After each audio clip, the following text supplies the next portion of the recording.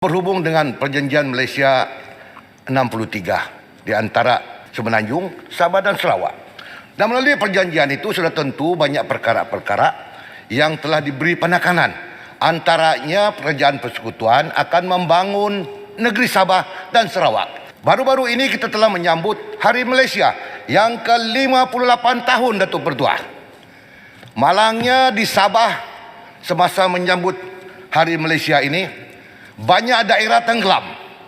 Sampai hari ini hujan lebat masih melanda di sekitar kota Kinabalu. Dan banyak jalan telah terputus Datuk Pertua, tidak boleh dilalui. Jambatan runtuh. Air bersih tidak boleh dibekalkan, elektrik putus. Justru itu saya minta Kerajaan Persekutuan tunaikan janji kita. Bangun bersama-sama negeri Sabah dengan negeri-negeri yang lain. Ketua Menteri Sabah ni? Tolong jangan ganggulah. Jangan ganggu. Kalau tak sedap dengar, tutup telinga. Ya. Nanti saya belasah. Oleh kerana itu Pertua, saya minta Kerajaan Persekutuan, Menteri Kewangan bantu kami selesai masalah Kementerian Air.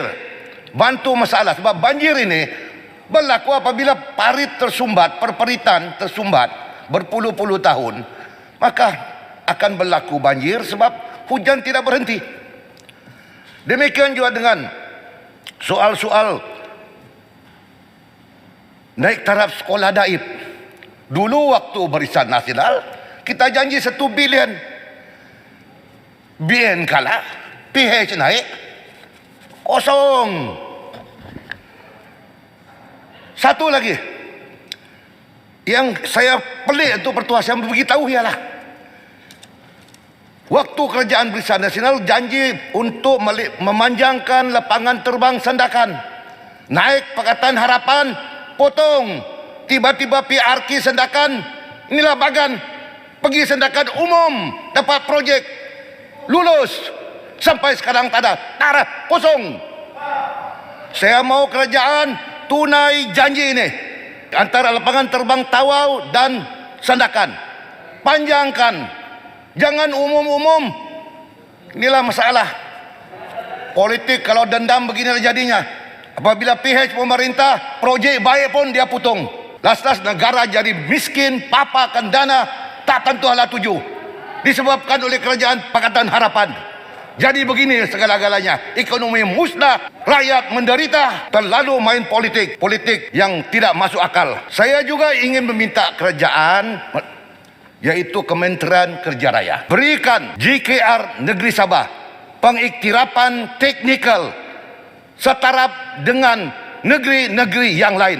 Jangan anyaya kami di Sabah. Mana boleh, Jabatan Kerja Raya di Sabah kita punya beribu-ribu engineer yang qualified, yang berdigri, ada yang master macam-macam, tetapi tidak dikira oleh Kerajaan Persekutuan sebagai satu jabatan teknikal yang bertauliah. Saya minta Menteri Kerja Raya dari Sarawak, tolong jangan jaga Sarawak saya, tengok juga Sabah itu. Tiba-tiba Menteri Sabah kalau ada, buat perkara ini, jangan tidak buat. Demikian juga itu Pertua. Kenapa Sabah ini selalu dilanda oleh bencana alam? Sebab jalan raya dia tidak teratur, tidak tersusun. Sebab itu waktu Barisan Nasional memberi projek Pen Borneo dan peruntukan ada, Pakatan Harapan naik, putung.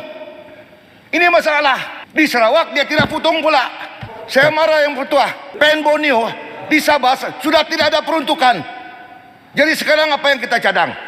Sebab ini janji kita kepada rakyat negeri Sabah melalui perjanjian MA 63, maka Kerajaan Negeri Sabah cadangkan Pen Borneo Pasal 1, Pasal 2, Pasal 3 supaya dibuat secara VFI cepat, sebab rakyat Sabah tidak tahan lagi menunggu 50 tahun merdeka seolah-olah belum merdeka.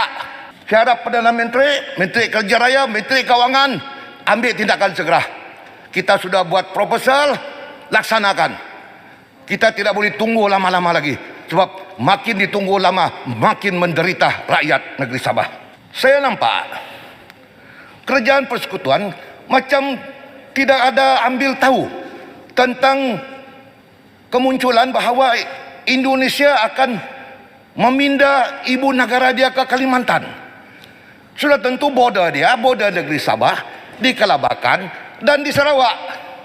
Kalau di Sabah, antara ibu negara ini dengan Kalabakan hanya 460 km. Dan Indonesia telah membuka jalan lebuh raya mereka. Kita belum ada apa-apa tindakan. Kalau kerajaan federal rasa ini adalah hubungan antara Sabah dan negara Indonesia, maka empowerkan kita, bagi kita kuasa berunding. Sebab macam tidak ada movement daripada kerajaan persekutuan. Kita minta, ini pun projek yang telah diputus oleh kerajaan. Datang PH, Bagan, potong. Ini masalah. Bagan ketika itu buta mata dia. Dia tak nampak kebaikan. Semua projek kebaikan pun dia potong. Dendam kesumat dalam jiwa dia.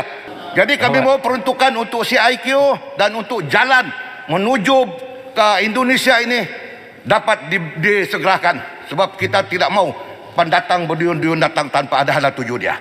Saya mintalah supaya dapat dilaksanakan. Itu betul. COVID ini sudah tentu menjadi halangan besar kepada pertumbuhan ekonomi dan pergerakan manusia. Tetapi kita diminta berikhtiar, berusaha dan bekerja keras. Dan kita lihat beberapa negara Eropah, Australia dan sebagainya mengikhtiarkan Oktober ini mereka membuka seluruh border mereka kepada seluruh rakyat di dunia ini tanpa kuarantin. Jadi saya ingin bertanya dengan kerajaan Malaysia, apakah kita akan terus berkurung seperti katak di bawah tempurung, ataupun kita juga akan mengikuti langkah-langkah negara yang mengikhtiarkan bahawa kena membuka border mereka untuk memastikan ekonomi negara ini meningkat. Kalau tidak dibuka, ekonomi kita teruk, rakyat banyak menderita. Yang ada kerja sudah hilang pekerjaan. Sebab itu pengangguran meningkat. Peluang pekerjaan tidak ada. Macam mana ada peluang pekerjaan? Semua tidak boleh. Kita terlampau ketakutan dengan serangan COVID ini. Sebetulnya kita kena berikhtiar dan SOP kena keras sikit. Tidak perlulah kita kunci diri kita dalam satu sangkar yang boleh memisahkan kita daripada hubungan dengan dunia-dunia luar. Datang pergi luar negara, balik sini kuarantin. Mana orang mau datang? Mana penjaga mau datang? Menteri Kesihatan, Menteri yang jaga vaksin ke apakah? Tengok perkara ini secara bijaksana, secara rasional. Negara kita ini sudah hampir pupus, hampir musnah. Ekonomi dia, orang kampung kesian. Mana tahan kerajaan negeri pun bankrupt. Hari-hari bagi bakul makanan bankrupt. Ini di negara lain tak ada bantuan bakul makanan. Di Malaysia sini.